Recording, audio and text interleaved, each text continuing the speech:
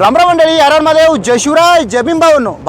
भावांनो हा व्हिडिओ मी बनवत आहे दुबईवरनं. मी दुबईला गेल्या 9 वर्षापासून काम करतोय. सतत तुम्हाला मी सांगत असतो की मी हा व्हिडिओ दुबईचा आहे, मी दुबईला काम करतोय.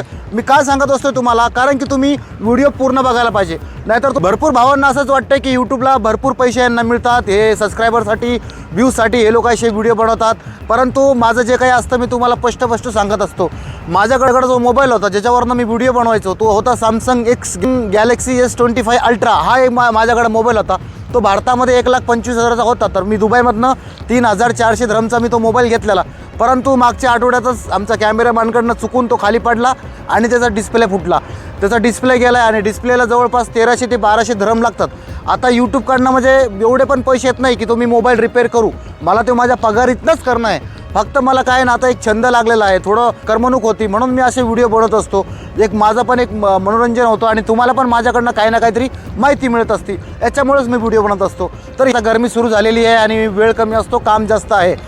20 तारखेपर्यंत मला काम करायचं आहे आणि 20 तारखेच्या नंतर मी भारतामध्ये येणार आहे ह्या महिन्यामध्ये. तर पण भावांना मला विचारलं की तुम्ही दुबईवरनं जे काही सामान घेऊन येतात, जे काही इकडनं एवढं लगेज झालं तुमच्या बॅगीमध्ये, ते तर तुम्हाला भारतामध्ये पण मिळतं.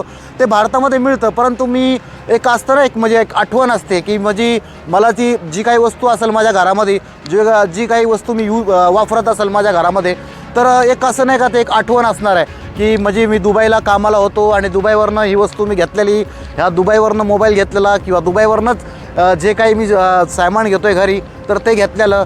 तर ना किचनचं सामान भरपूर आवडतं, कारण की इकडं आल्यापासून ना म्हणजे माझं जीवनाची प्रणाली चेंज झालेली आहे, माझी जीवनशैली चेंज झालेली आहे. म्हणजे मी अगोदर जेव्हा दुबईला यायच्या अगोदर वेगळा होतो आणि दुबईला एवढं वर्ष काम केलं, इकडं एवढ्या लोकात राहिलो आणि इकडनं आता भारतात यायचं झालं आहे. तर थोडंसं भावूक पण आहे. म्हणजे मला असंच सोडू वाटत नाही सगळं, कारण की एवढ्या वर्षानं काम केलं कंपनीमध्ये, एवढ्या वर्षानं ह्या लोकांसोबत काम केलं, तर असं सोडू वाटत नाही आहे. त्याच्यामुळे एक आठवण आहे आणि त्याच्यामुळेच मी असं काही जे काही मला सामान आवडतं मॉलमध्ये गेल्यानंतर मी ते घेतो. अच्छा, तुम्ही मला एक अजून पण मला प्रश्न केला की तुम्ही बोलतात की ते तुम्ही एवढं मागायचं कशाला घेतलं होतं. हा, इकडं माग नसतं, इकडं स्वस्त असतं. म्हणजे पण इकडं जे काही आपण घेतो ना काही पण सामान, इलेक्ट्रॉनिक असू द्या किंवा काहीही, तर ते एकदम म्हणजे ब्रँडेड मिळतं, म्हणजे खराब होत नाही, चांगल्या क्वालिटीचं मिळतं. त्याच्यामुळेच मी जे काही मला घेऊन जायचं असतं मी घेऊन जात असतो. त्याच्यानंतर काही भावानं मला विचारलं होतं की आयफोन घेऊन या, आम्हाला मोबाईल घेऊन या. तर भावांनो, आयफोनचं मी तुम्हाला सांगितलेलं, तुमच्यासारखंच एक माझा मेहुणा आहे, त्याला पण कन्फ्युजन झालेलं. कारण की एका व्हिडिओमध्ये मी सांगितलेलं की हा आयफोन 3,000ला मिळतो, परंतु ते 3,000 नाही, रुपये नाही, ते 3,000 dirham आहेत. तर हे dirham आणि रुपयाचा फरक काही लोकांना कळत नाही. कारण की dirham म्हणजे एका dirhamचे 25 रुपये होतात. म्हणजे आता 1,000 जर dirham असले तर 1,000चे आता 25,000 रुपये भारतामध्ये होतात.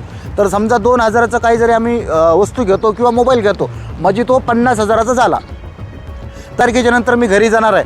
तर 20 तारखेच्या नंतर मला ना ते आपले मित्र मला भेटणार, सगळेजण फक्त मला लुटण्यासाठी मला भेटणार. आता जसं मी भारतामध्ये येईल ना, तर भारतामध्ये आल्या आमचे काही मित्रमंडळी जमा होणार, मला पकडणार, विचारणार आमच्यासाठी दुबईवरनं काय आलं, काय घेऊन येऊ. इकडनं काही आणू शकत नाही आम्ही. मोबाईल वगैरे आणायला परवडत नाही, कारण की माझ्याकडं अगोदरच 3 मोबाईल आहेत. तर नवीन मोबाईल आता घेऊन येऊ शकत नाही, कारण की एअरपोर्टला ड्युटी भरावं लागते आणि मग ते टॅक्स वगैरे देऊन तो मोबाईल सोडणार कस्टमवाले. त्याच्यामुळे मोबाईल तर काय आता घेणं होत नाही आहे. मित्र गेल्यावरती म्हणणार दुबईचं हे आणलं का, दुबईची हे पाहिजे, दुबईचं हे पाहिजे. तर असे काही आता मला बोलणार. आता हे आणायला आणि हे आणायला इकडं मी आणू शकतो, परंतु परवडत नाही आहे. म्हणजे आता एअरपोर्टवरनं जरी घ्यायला गेलो तर जवळपास 4-5 हजार रुपये लागणार भारताचे. तर त्याच्यामुळं म्हणजे मी काही आणत नाही त्यांच्यासाठी. भरपूर जणं नाराज होतात माझ्यासाठी. कोणी बोलतं मला घडी पाहिजे. आता मी एका मित्रानं फोन केलेला मला की मला घडी पाहिजे म्हणून. आता मॉलमध्ये गेलो मी, एक घडी बघितलेली, त्याला 2-3 घडीचे फोटो पाठवलेले. त्याला घडी आवडलेली आहे 800 dirhamची.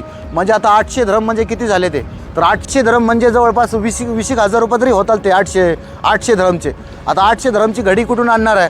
म्हणजे असंच इकडं त्यांना असंच वाटतं की इकडं भरपूर काही स्वस्त आहे, आमच्यासाठी का आणत नाही आहे. आता एकासाठी आणलं तर दुसऱ्याला राग, दुसऱ्याला आणलं तर तिसऱ्याला राग येतो. त्याच्यामुळं मी काहीच आणत नाही आहे. मी आता माझं सगळं काही लगेज पॅकिंग वगैरे सगळी झालेली आहे. आता मी फक्त काय करणार आहे, जे काही माझ्याकडं आता वजन होतं ते वजन म्हणजे मी सगळं आता मॅनेज केलं, जे एक्स्ट्रा सामान होतं मी काढलं. आणि आता मी काय करणार आहे, फक्त 2 ते 3 किलो चॉकलेट घेणार आहे आणि चॉकलेट घेऊन घरी जाणार आहे. बाकी दुबईवरनं आणण्यासाठी जे काही आणायचं असतं, जे काही घ्यायचं असतं तर ते आपल्या परिवारासाठी घ्यायचं असतं, जे कोणी आपले खास असतात त्यांच्यासाठीच घ्यायचं असतं. बाकी जेव्हा तुम्ही इकडं आलात तर तुम्हाला भरपूर जण इकडनं फोन करणार, मेसेज करणार, आम्हाला घडी घेऊन ये, आम्हाला बुटं घेऊन ये. मागच्या एका व्हिडिओमध्ये मी तुम्हाला सांगितलं. तर भावांना असं आणायला काही परवडत नाही आहे. तरी पण जे काही जवळचे असतात त्यांच्यासाठी आम्ही नक्कीच घेऊन येतो. नक्की आता तुमच्यासाठी पण आणण्यासाठी भावांना आता जागाच नाही आहे बॅगीमध्ये. म्हणजे एका तिकिटावरती म्हणजे मी इकडनं फक्त 30 किलो लगेज आणू शकतो आणि 10 किलो बॅग, 10 किलो म्हणजे माझी हँडबॅग असते, तर एवढंच वजन आम्ही इकडनं आणू शकतो. हे लास्ट आहे. काही प्लेन तिकीटमध्ये 25 किलो किंवा 7 किलो असं असतं. 25 किलोची मोठी बॅग आणि 7 किलोचं छोटी बॅग. तर असे इकडं आणण्यासाठी ना हा मोठा प्रॉब्लेम होतो. नाही तर आणण्यासाठी भरपूर काही आणायला आहे, परंतु वजन जास्त होतं आणि मग त्या वजनाचे एअरपोर्टला गेल्यावर तर खूप पैसे मागतात तर ते पैसे द्यायला आपल्याला परवडत नाही.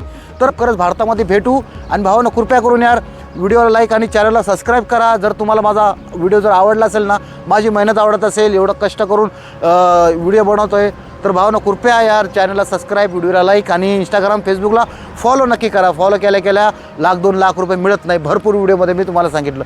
तर भावांनो, परत भेटू नवीन व्हिडिओमध्ये. तोपर्यंत जय हिंद, जय महाराष्ट्र, हर हर महादेव, जय शिवराय, जय शंभूराजे, जय भीम.